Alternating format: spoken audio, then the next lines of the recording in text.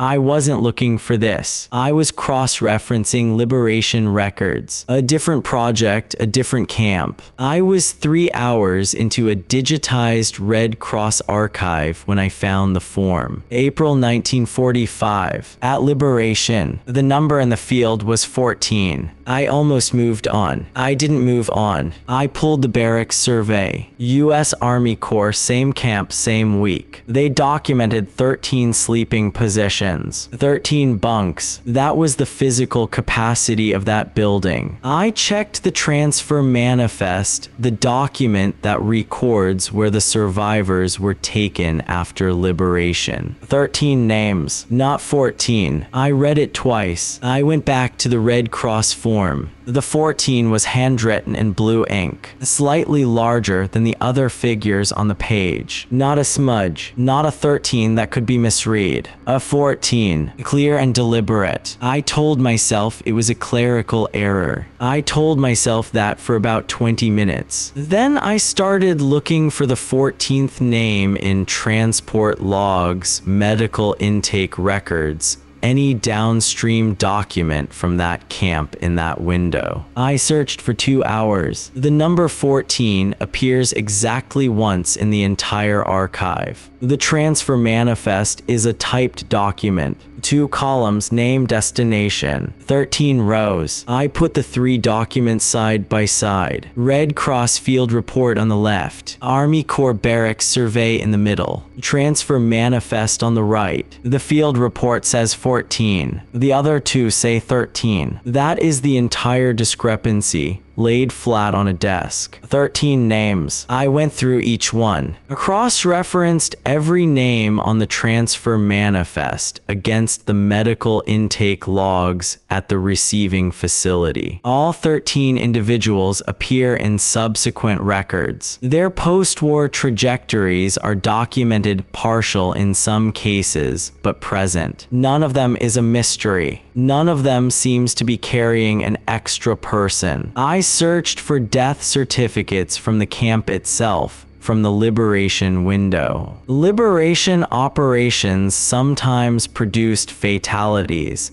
People too weakened to survive the transition. That would explain a body not on the transfer manifest. It would not explain a survivor count. You do not count the dead among the living. I searched for medical isolations cases pulled out of the main barracks for treatment before the was finalized. I found nothing attached to this camp in this date range. I spent 4 hours looking for a name that should exist if the number 14 is true. There is no 14th name in any document connected to that camp, but someone was there when that form was filled out. A Red Cross field worker stood in that barracks, counted heads, and wrote down a number. They wrote 14. And then at some point between April 1945 and the rest of recorded history, that person stopped existing in the record. The Red Cross form says 14. Every other document says 13. That was where I stood after 4 hours of searching. Then I found the flag. The ICRC, the International Committee of the Red Cross, maintains a tracing bureau. After the war, it processed millions of queries.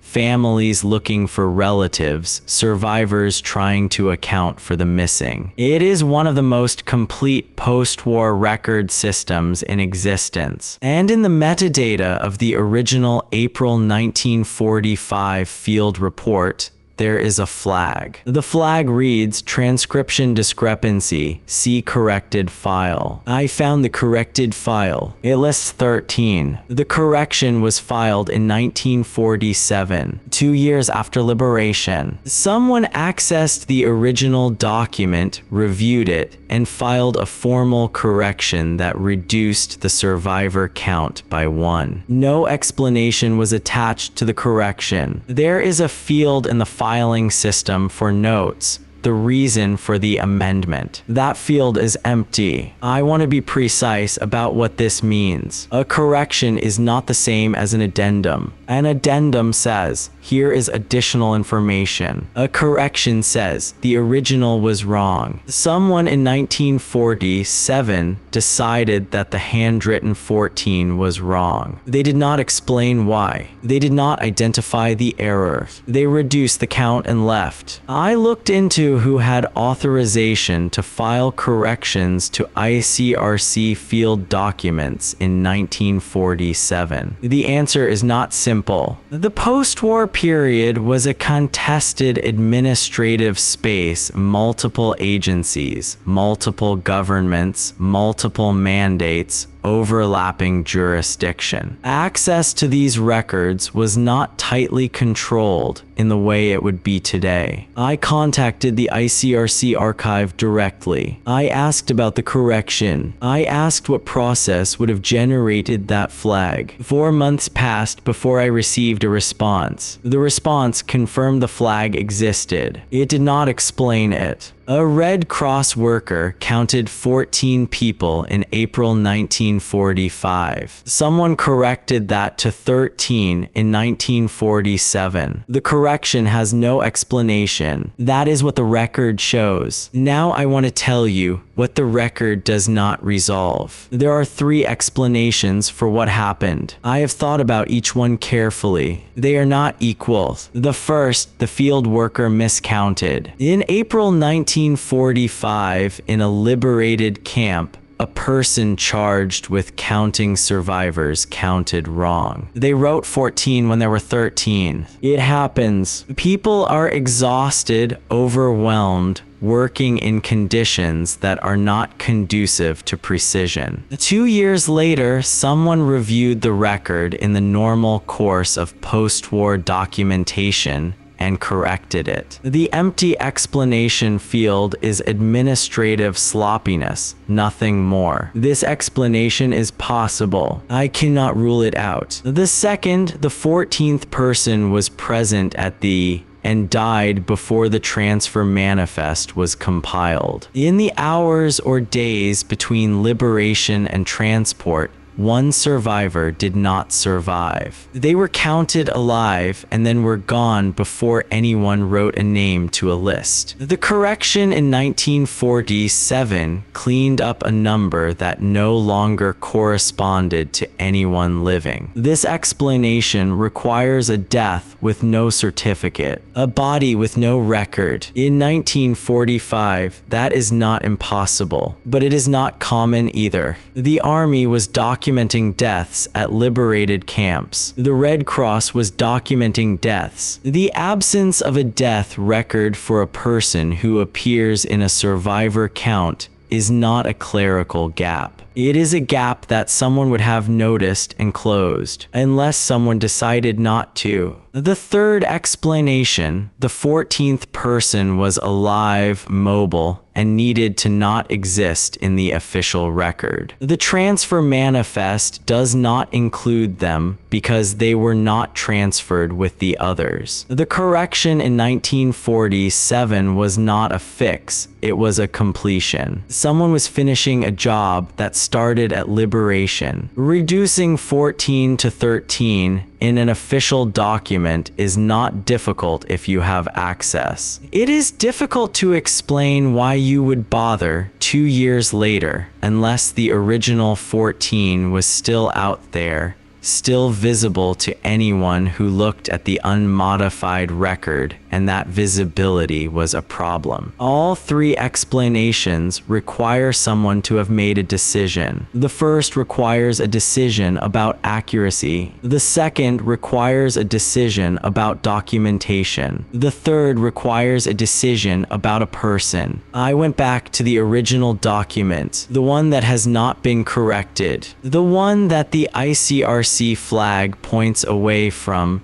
toward the clean version with the tidy number. The digitized scan is high resolution. The handwriting is clear. The archivist who digitized it in 2009 added a note to the file entry. The note reads, "Figure appears to be clerical error. See corrected record filed 1947." That is the last official word on the subject. A note added 64 years after the document was written, attributing it to a clerical error, pointing toward the corrected version and closing the loop. No one has ever submitted a formal query to the ICRC about this specific discrepancy. I checked. The Tracing Bureau handles thousands of queries. People looking for relatives. People trying to close files that have been open for 80 years. This particular gap one camp, one number that does not match, has never been formally questioned. Not once. I keep thinking about what it takes to make a person not exist in a record. It is not complicated technically. You change a number. You file a correction. You leave the explanation field blank because no one will push back on it. Not in 1947. Not with everything that was happening. Not when there are millions of documents to process. And one corrected field report is indistinguishable from 1,000 legitimate corrections filed the same week. You do it and then you wait. And if no one asks, it worked. 64 years later, an archivist digitizes the original and calls it a clerical error. And that is where the record ends. Except the handwritten 14 is still there, still visible, still uncorrected in the document that was never supposed to be the one anyone looked at.